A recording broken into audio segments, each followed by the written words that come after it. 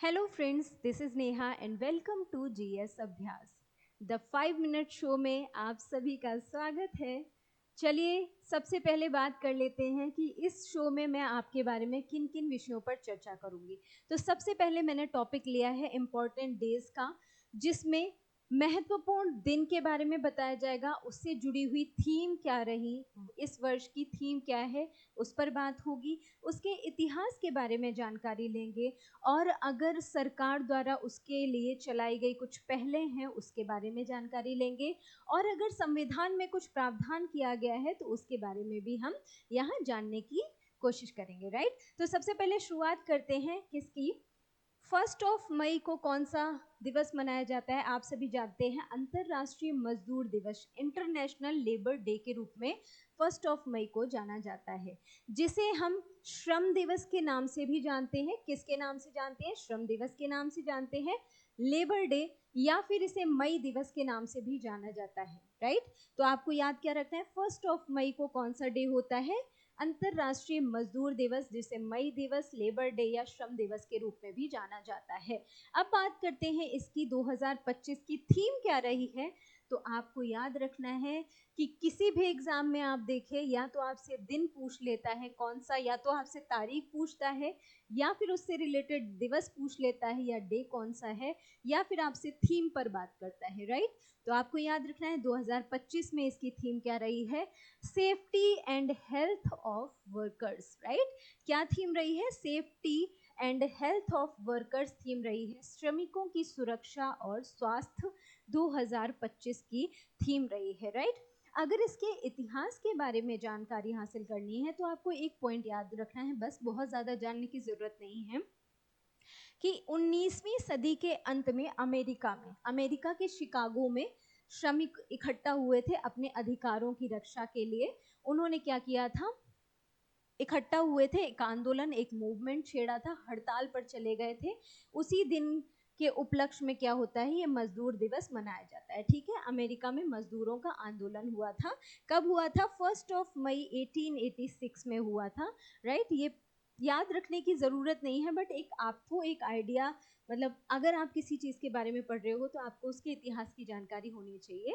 So that मैंने यहाँ पर इसे मेंशन किया है। राइट, तो इतना याद रखना है। और अगर भारत में आपसे पूछा जाए कि भारत में सबसे पहले मजदूर दिवस कहाँ मनाया गया था, तो डेट क्या है? 1 मई है। 1 मई कब, कहाँ पर मनाया गया था? चेन्नई में सबसे पहले भारत में मजदूर दिवस मनाया गया था। राइट, नेक्स्ट पेज पर आते हैं।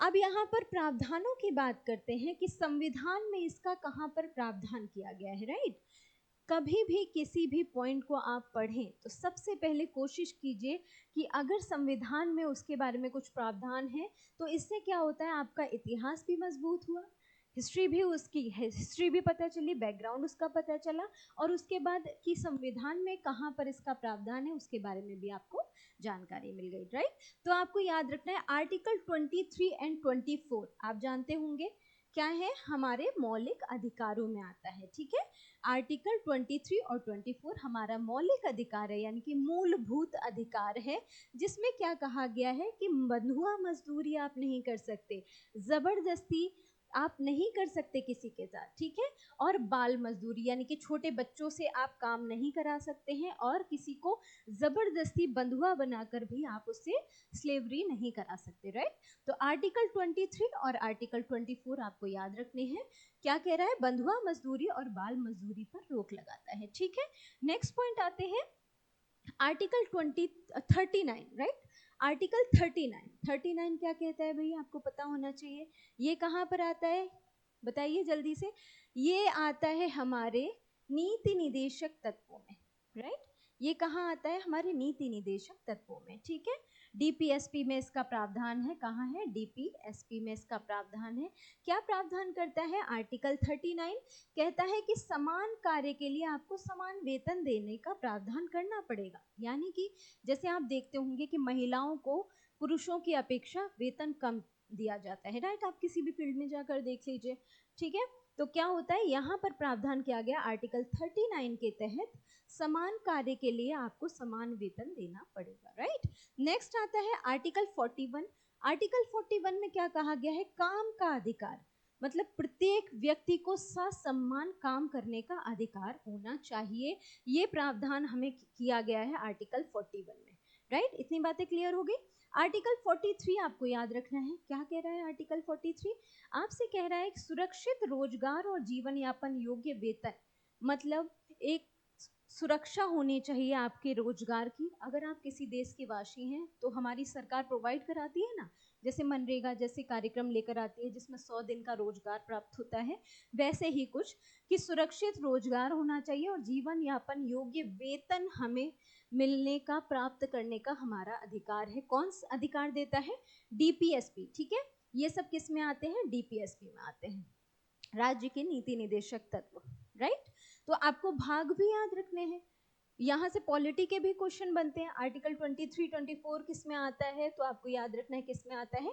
ये मौलिक अधिकारों का प्रावधान करता है, मौलिक अधिकार है ना, मौलिक अधिकार।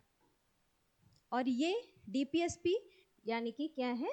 नीति निदेशक तत्वों में इसका प्रावधान किया गया है।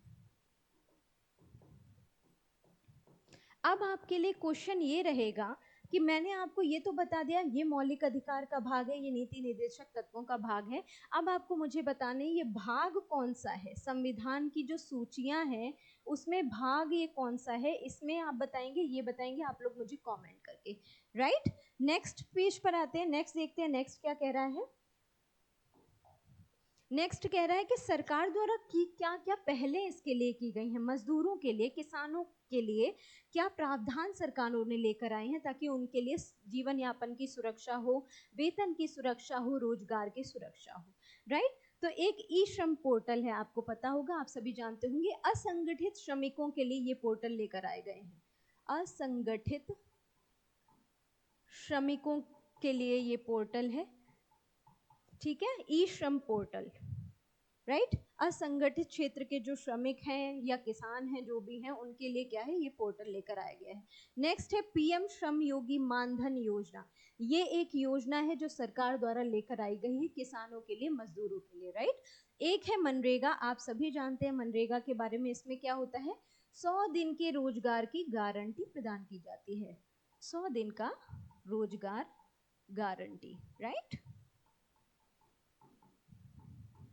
नेक्स्ट है नेशनल करियर सर्विस, एनसीएस, ठीक है? ये सारी पहले हैं जो सरकार द्वारा चलाई गई हैं किसानों को, मजदूरों को सुरक्षा और सुविधा प्रदान करने के लिए। तो ये था एक मोटा मोटा आइडिया जो मैंने आपको दे दिया, किसके बारे में? अंतरराष्ट्रीय मजदूर दिवस के बारे में। अब अगर आपसे कोई भी इसके बारे में क्वेश्चन करता है तो आपका क्वेश्चन गलत नहीं होना चाहिए, राइट?